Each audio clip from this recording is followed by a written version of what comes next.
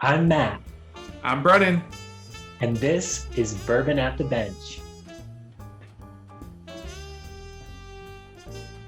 Let's start with the drinking segment. Oh, okay.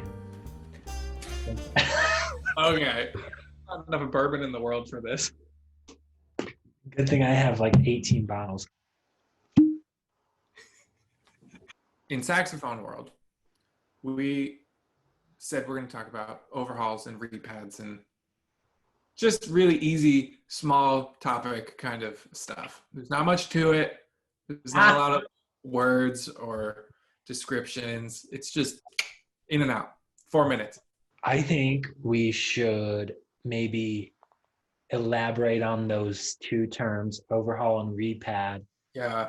And I think we're on the same page, but We're for about to find out. but for those who maybe have heard those words and aren't sure what they mean or think they mean the same thing, I don't consider those to be the same at Well, the all. thing that really makes it difficult is no one uses these terms the same. But Some yeah, people use them interchangeably, which I think is crazy. Um,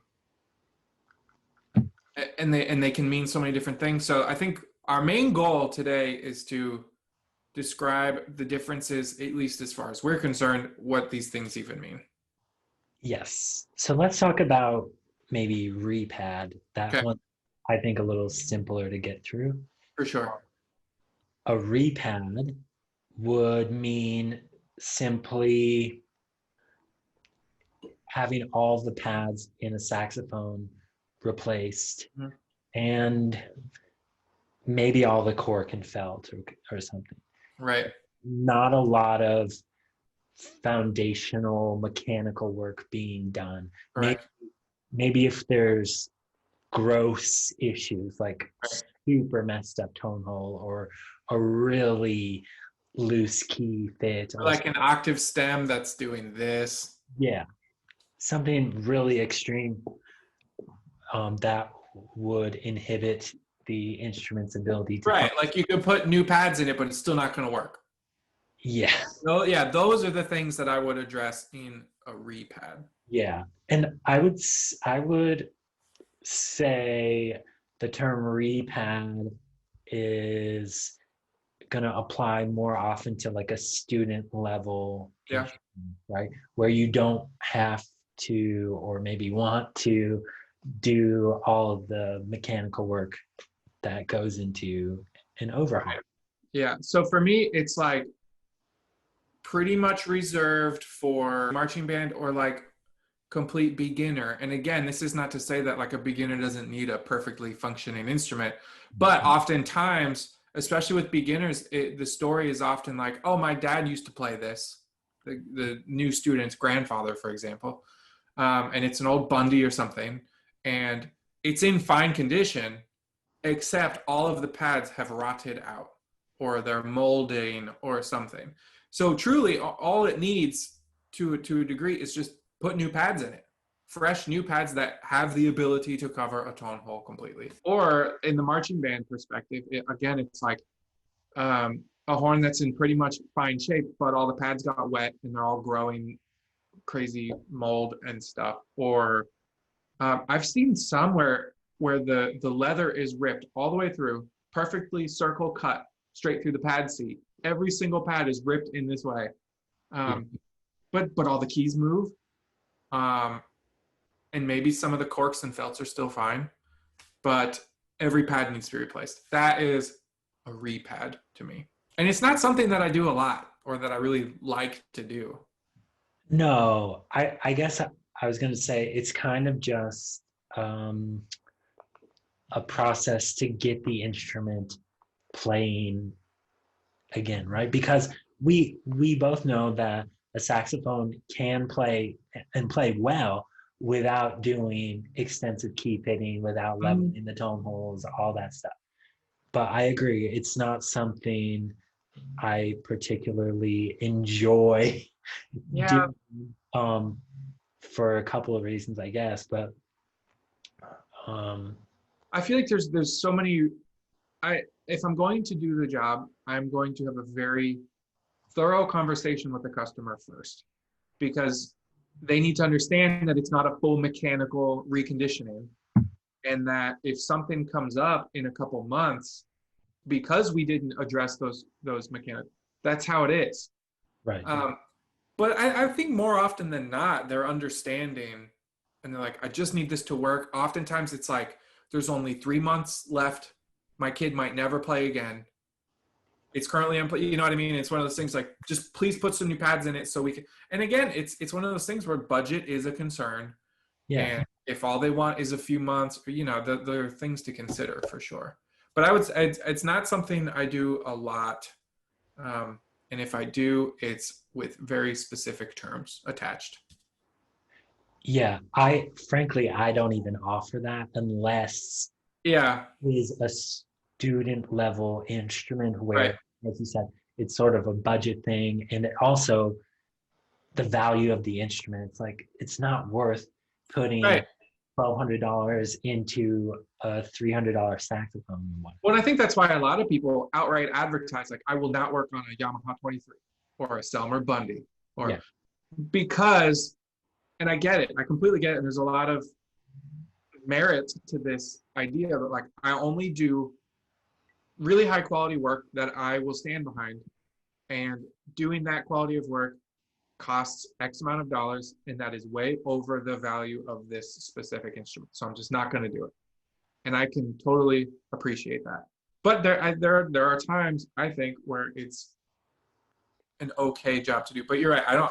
I certainly don't advertise it. I don't have like a buy it now Repad button where people can just be like, yep, here's my Selmer Series 3 soprano. Give me that $300 Repad, please. I think one of the biggest points of confusion with these terms is that a lot of people think Repad means complete reconditioning. Oh, I just got my horn repadded. It cost, yeah, I took it to this guy. It was $350. So it's brand new now. Well, probably not. Yeah. I guess then if we shift into what is an overhaul, um, that's a much more extensive job. Um, in addition to all new pads and materials, cork felt, etc. It's I always say it's essentially a mechanical rebuild of. Yeah, so that's something that I try. I don't say overhaul that much anymore, because I feel like it can be ambiguous. Yeah, So I really try to use mechanical reconditioning. yeah, We are getting deep into the foundation, the mechanics of the instrument, which is where we spend so much of the time in the overhaul process. right. So if I'm going to do that level of work and charge that price and take that amount of time, I typically use that language to try and be as clear as possible. And actually taking like a slight step to the side, I guess, it's, at least back in the day, I think people heard overhaul and they were like, oh, my horn's gonna get buffed and relacquered and then it's rebuilt and rebuilt. Yeah. That's something that most people don't even touch anymore. Yeah. Isn't that funny? Occasionally, I feel like I come across someone who thinks that's what an overhaul is going to be. And Right. if when I'm corresponding with them or communicating, I'm always like, it's a mechanical rebuild with Right. new pads and new materials, and but there's no cosmetic work. Right. The other thing that I've run into also is people using the term overhaul to mean look over the whole thing. Give it a look over. Give it an overhaul. So people come in and they're like, yeah, just hey, hi, hello, here's my saxophone. I just need an overhaul, please. I say, okay, it's gonna be probably 900, 1,000, 1,200. It depends. And they're like, oh my god, what? Yeah, yeah. And they're like, I just got this like 2 years ago. It's fine. I'm like, oh, okay. I'm sorry. I thought you wanted an overhaul. And I'm never rude about it, but um, but sometimes you really have to think. You have to remember that overhaul can mean, it's the most ambiguous word. But I am always like, okay, well, this is what an overhaul is, or what I do, and this is how much it's going to be. Yep. And, at that point, they either already knew that or understand, and that's what they actually wanted, or they're like, oh my God. Okay, so let's talk about our overhaul process. I'm happy to rattle off my quick little process. Quick. Um, It's just quick. It's just easy. Yeah, it's easy. First thing first, I tear it down completely. Um, I straighten the body if it needs to be straightened, which it almost always does.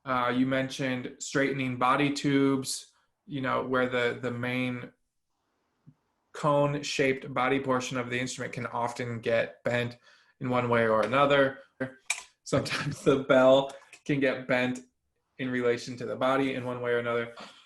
Take it apart, clean it, take all the pads and corks out, straighten the body, level the tone holes, level the key cups, refit the keys. Yes.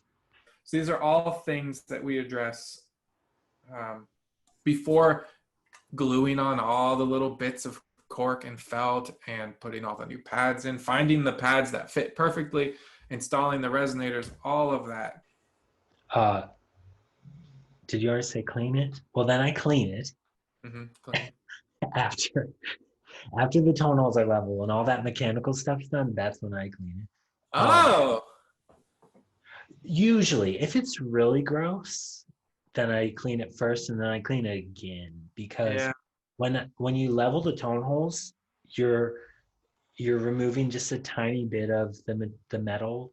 Oh, yeah. And you get dust everywhere. Yeah, so you just rinse it off again or clean it, Fingerprints, greasy fingers, whatever. and then is when I install the new pads, right? With plenty of shellac. Once the pads are leveled, then I will take it back apart and install the new materials or cork, felt, etc. And basically get it set back up or functional again.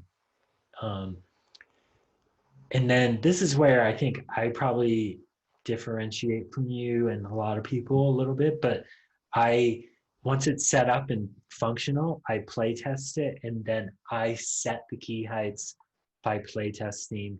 But I try to play test horns pretty extensively before I hand them back to the customer Sure. to break it in a little bit. Yeah, trying to expose any little issues that might pop up. Um, Yeah. I mean, even so much as like, when you press one key, another key moves with it at exactly the right amount of time and space. And the thing connecting those two keys is a piece of cork or a piece of felt or something synthetic, whatever. But whatever it is has the potential to compress maybe a little bit. And then that secondary key doesn't close at the exact right time anymore. Or maybe during the installation process, it got a little bit compressed and everything looked great, but then after you let it sit, it relaxed back out. Even just tiny things like corks or felts or something compressing or decompressing or whatever, trying to expose those little tiny issues during your play testing just saves the customer the trouble of experiencing it for themselves.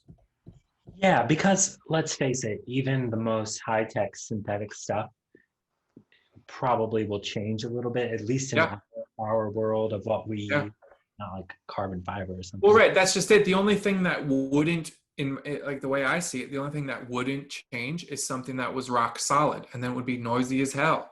Right. So that's why I like to play test a horn for, 2 to 3 days if I can.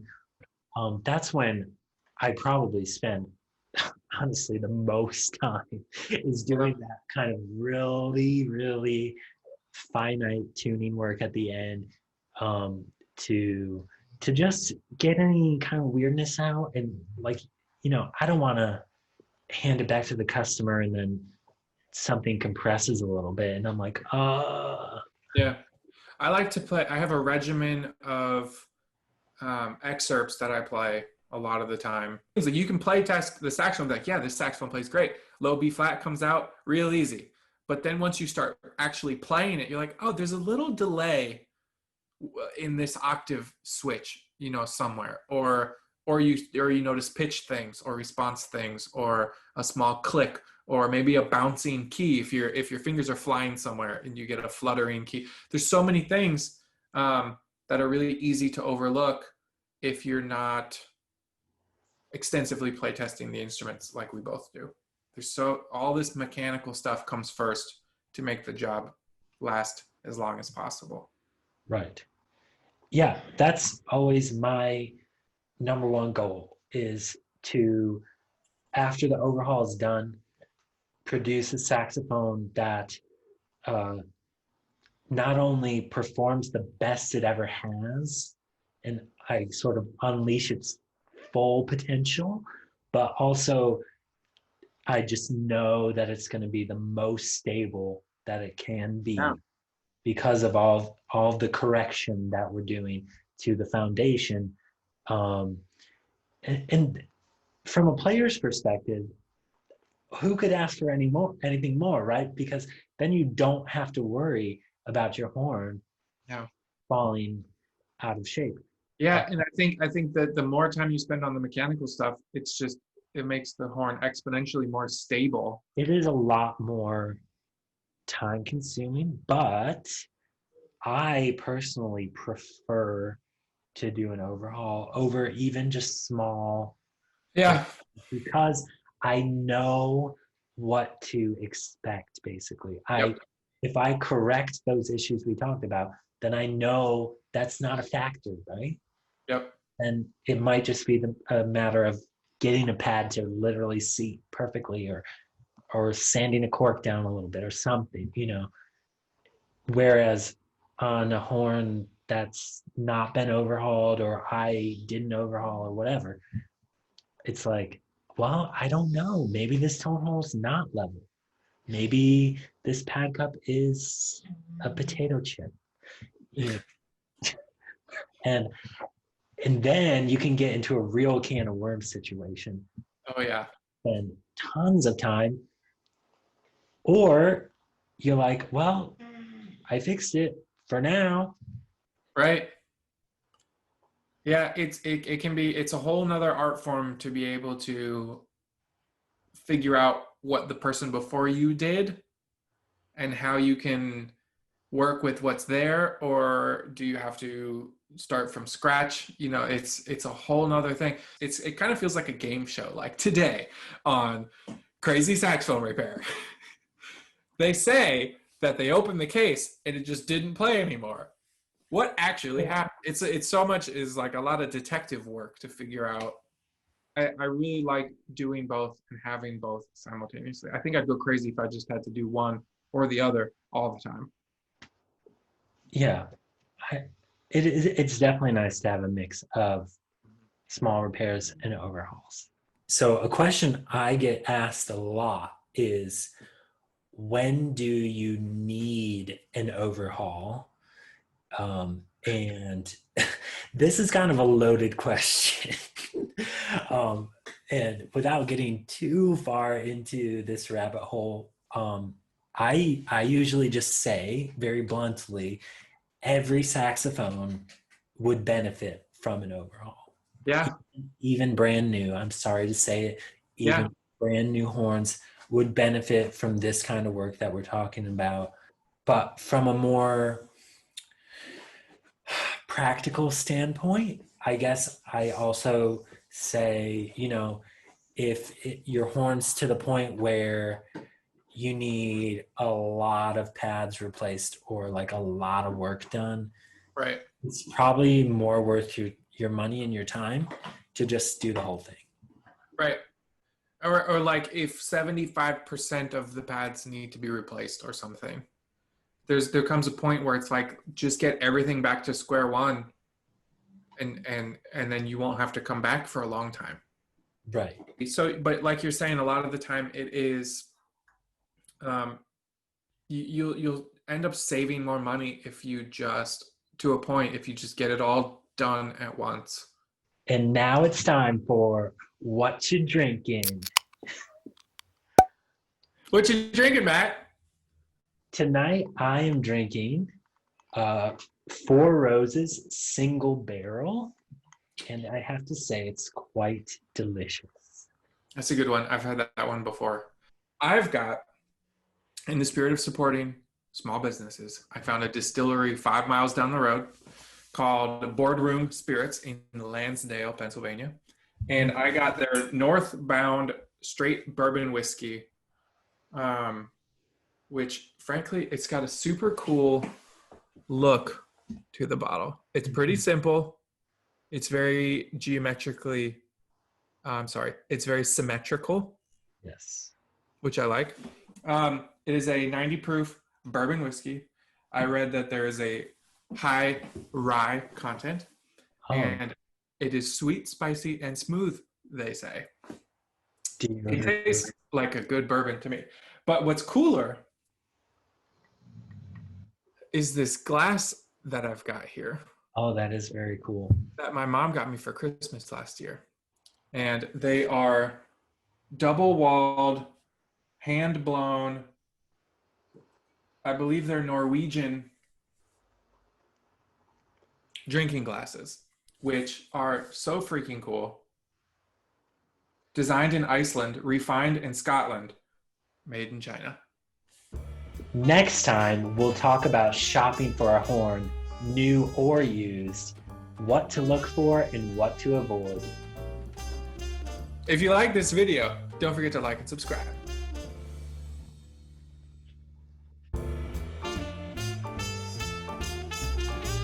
I usually see the overhaul as like, I'm never gonna finish this, and all these other small jobs are waiting, you know? Let's do the intro of my hair. Do we look fresh like we just started?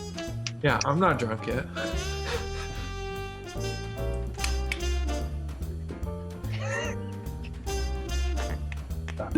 But it made it didn't make much of a good sound. Ah, sugar jet. What he meant was,